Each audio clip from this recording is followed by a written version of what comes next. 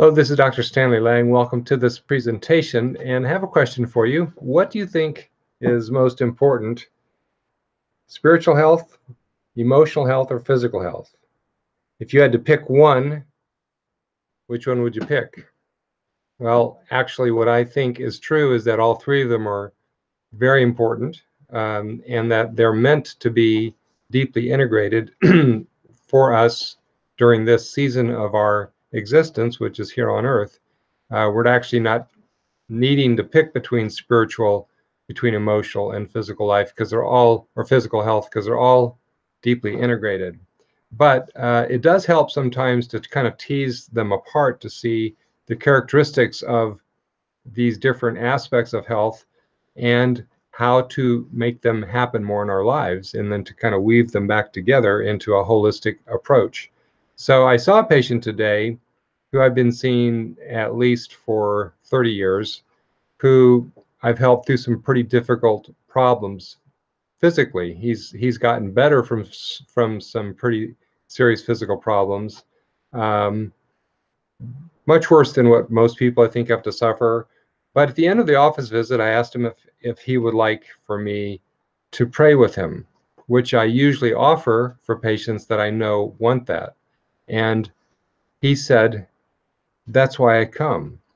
And that's what he wanted me to know, that the thing that he got the most out of in terms of all of the things that we did, which included rescuing him from a couple of serious physical diseases, the spiritual part, the prayer, was actually the most important part. That's why he comes.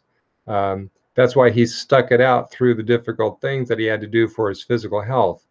And that's why I want to encourage you to pursue growing in your spiritual life as a way to grow in your health, because health of spirit is the foundation of health of body and health of mind.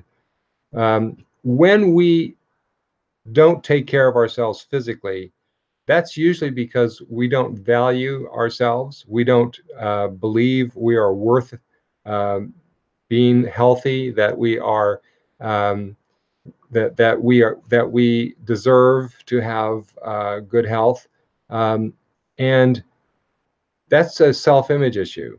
And we have that self-image issue because we don't believe God loves us enough to, for us to deserve these things. Now, there are some people that come from a New Age perspective where everything they talk about, every way they characterize their their thinking and their talking, is that you deserve this and you deserve that and you deserve the best of health and you deserve all the money in the world. That's not what I'm talking about. I'm talking about the deeper stuff inside, where deep, deep, deep down inside, each one of us knows that we're imperfect. And if we go a little bit deeper, we know that we probably deserve some punishment for some of the things that we've done in our lives. And we call that unforgiveness. We have unforgiveness for ourselves. And because of that, we figure out ways to punish ourselves physically and emotionally, and we weave that into our lives subconsciously. Spiritual health, deep relationship with God, can fix that better than anything else. You don't have to play mind games. It just happens automatically as you grow in relationship with God. Now, cruising in your spiritual life doesn't get that result, because if you're simply cruising along from some event that happened 20 years ago, that is not a growing spiritual relationship any more than if you're married, not really having a conversation with your spouse for 20 years would be a real marriage. If you had started out with a close relationship, but then really didn't talk for 20 years, you wouldn't consider that a good relationship nor a growing relationship. Same thing with God. And if you want to have this healing of the self image that causes us to make ourselves ill and invites illness into our life by bad habits, unhealthy habits, then growing in relationship with God is the most valuable thing that you can do. And it integrates the body and the mind at the same time.